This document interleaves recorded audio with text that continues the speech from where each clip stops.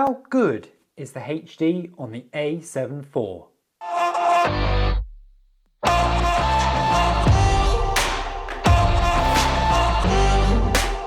Hello, my name is Jonathan Palfrey and welcome back to my YouTube channel. Please like and subscribe as always, as it massively helps me out. Now today I actually wanted to talk a bit more about the new A7IV that we've got, and I've just been testing it a little bit more, and some of the comments that I got from my very successful initial impressions video. I didn't expect that many people to be watching. Thank you very much. Please subscribe if you enjoyed that. So as I mentioned, I got a huge amount of response in that video, and a common feature was about how good is the HD in this camera. And I have to say, it is something that I am actually really interested in. I really do think that for a lot of cases, there's a good argument still to shoot in HD over shooting 4K. It means smaller file sizes, it means easier processing on your camera. So that's where I really wanted to test this. And of course, we've got the other flaw of this camera, it could be said, which is the crop on the 4K 50 and 60 frames. And that's something where hopefully the HD avoids, because it doesn't actually crop. Now, the question is, how is it achieving that? Is it doing a full scale down image like it is on the FX3 and A7S3? Or is it actually line skipping or some other trick to get a HD image out of the very large 7K 30 megapixel sensor? So to try and figure this out, I've done a load of little tests with the camera and with the FX3 to see if we can compare the quality differences between 4K, HD, 4K 50 and also HD 50 and HD 100 to see if it's a usable quality. So to actually really analyze this footage, I've decided to do different scenarios. The first of which is kind of more of a sat down, well-lit interview scenario. I think this is where you'll really see the resolution difference of the cameras. Being on a tripod, you're going to maximize the resolution of that 4K. There's no real motion blur or other things to kind of ruin the image. Then I'm also going to do an outdoor shoot where it's much more interesting to see how the compression artifacts maybe vary between 4K and HD and the various slow motion modes. But also it's a really good test to see how, when using it in, say, a B-roll scenario, whether you see more or less of a difference between the 4K and HD images. And finally, I'll just do sort of a detail test. And this is kind of more along the lines what you usually see when seeing sort of lens and camera tests. Not such a fan of doing this, but it is a clear way to really analyze the differences between the image qualities. So let's start off with those interview style setups. And actually what I've done here, I've actually looked at the FX3 footage as well as the A7IV, because actually I think that's a good comparison, especially if you're going to be using this as an A and B camera like we are, or perhaps maybe you're trying to decide whether it's worth spending that extra money for the higher end Sony cameras. So we'll look at this Sony FX3 4K image initially, and it is an incredibly sharp image, really sharp, and certainly if you needed to crop in that, there's no issue. There's enough resolution there that if you're playing back on a 1080p timeline, you've got plenty of room to readjust the image. Even on a 4K timeline, I think there's plenty to work with. What's interesting with the FX3 is when you drop down to shooting in HD, there doesn't seem to be much of a resolution hit. It's a tad softer, but actually I think the difference between the two is so tiny that I'd be tempted just to shoot everything actually in HD. Unless you have a really strong need to crop in, I think the difference between the 4K and the HD on the FX3 is very minimal. And of course that applies to the A7S3 as well. Now when we move over to the Sony A7IV, in the 4K image, it looks incredibly sharp. Like this, I think clearly shows the downsampling that's happening here, where it's coming from a 7K effective sensor down to a 4K image. It's taking a very detailed image and putting all that data into the 4K footage. Is it better than the FX3? Perhaps. I mean, we're getting to very slight differences now. When you start getting to these super high resolutions of cameras, I think the differences are getting harder and harder to see. I mean, it is very impressive, and I think, yes, perhaps if you want the ultimate sharpest image, then the A7IV is a better bet than the FX3 even. So for a camera that's, almost half the price, that's really, really impressive. So this is where it gets really interesting. Should you be shooting 4K or HD with the A7IV? And I have to say, when you look at the HD image, on initial impression, it's maybe not too noticeable, but actually when you go back and forth between the two, there definitely is an image loss. It's noticeable in my beard, and actually when you zoom in on the image, it's really noticeable. So you wouldn't probably want to zoom in on the HD image of the A7IV.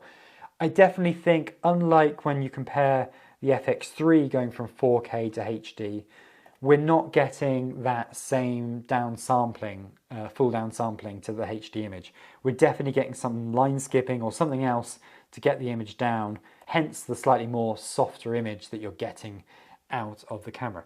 Now, I have to say, it's not bad. I think for most use cases, this would probably be still more than good enough, but it is more noticeable than before.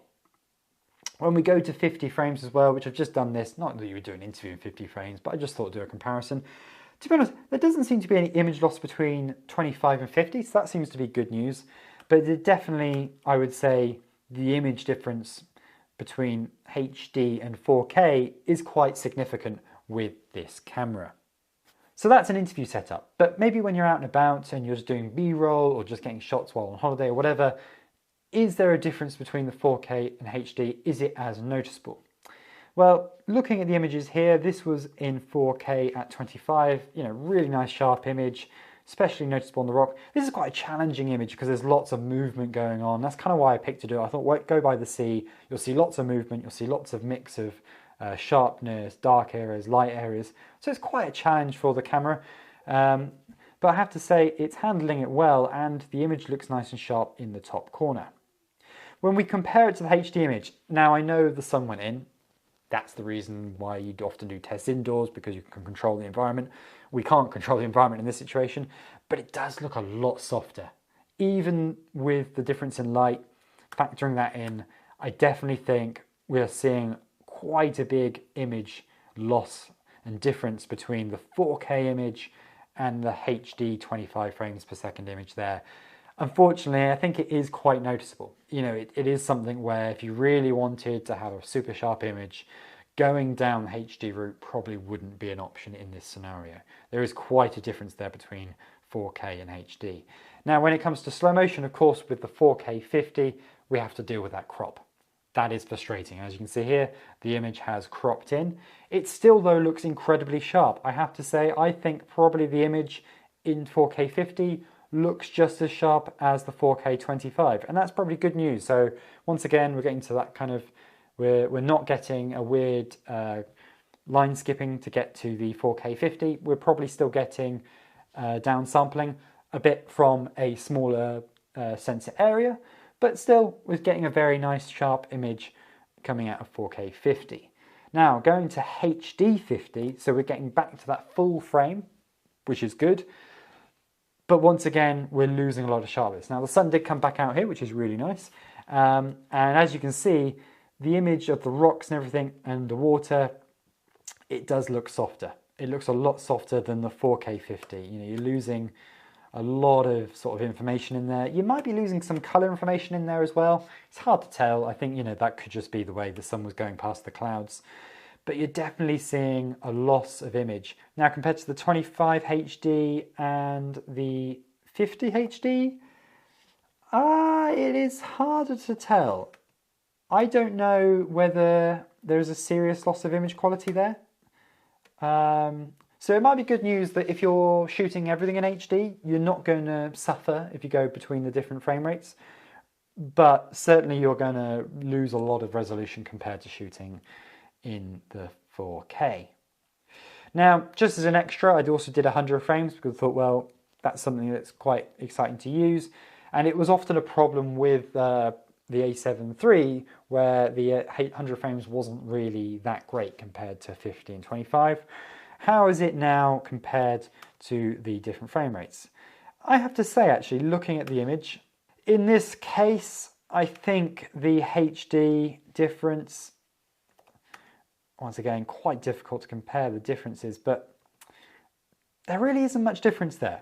it looks like 100 frames on the A7 IV in HD is as good as the 50 and 25, which is really good to see. So there is a good consistency there between the different resolutions. So I think at this point what we can probably conclude is that if you're shooting something, HD is good enough, it can be good enough, but it's not going to be anywhere near as sharp as the 4K image. And probably what I'd recommend is not to try and mix the two up. I think if you were to try and jump between a 4K image and a HD image, you really would notice the difference. I think it would be a bit too stark of a difference, where I think in the final film, you would notice the jump between between the resolutions, even if maybe the final output was in HD. You know, even when I play this back on a HD timeline, there's still a noticeable difference between the resolutions, which you just can't really avoid. And I would say because of that, you don't really want to be mixing and matching 4K footage and HD footage from this camera. You know, pick one and stick with it. Now finally, one last quick test that I did was just seeing what the detail difference is between 4K and HD. I think from the footage we've seen, we can already conclude the differences. However, I think this will be a bit more obvious. So as you can see, I've got a setup with a garden gnome, a bottle of very nice gin, which isn't sponsored, although it would be nice if it was, the FX3, and a B&Q measuring tape. Just things I had lying around. So with the differences here, with the 4K image, once again, it's super sharp, looks really nice. When we zoom in on that Gloucester Rugby logo, we can clearly still read the text in the 4K. However, when we go to HD, it's pretty blurry. Like, it's noticeably different. Even on a HD timeline, not zooming in, you can really see the differences between the sharpness. Now, like I say, maybe that would be fine if all you're doing is everything in the HD mode, but I do think it's probably too noticeable of a difference to combine footage of that 4K and HD in the same film. So there you go. What do you think of this test? Did you notice the difference between the 4K and the HD in the different scenarios? Or was it really not that noticeable on YouTube? Because ultimately, you know, that's where we all watch these videos. We watch everything online. And that's where, you know, we have to admit all our content is going on there. It's not really being used and shown uncompressed in cinemas or even on big TVs. Everything is being compressed and stuck onto the internet. But before I go, I just thought I'd leave you with one last thought, and that is, this entire time, the A-roll that you've been watching me on, that's actually been the A7 IV with the HD proxy footage. Maybe it's good, maybe it's not. Something to think about. Anyway, thank you very much for watching this video.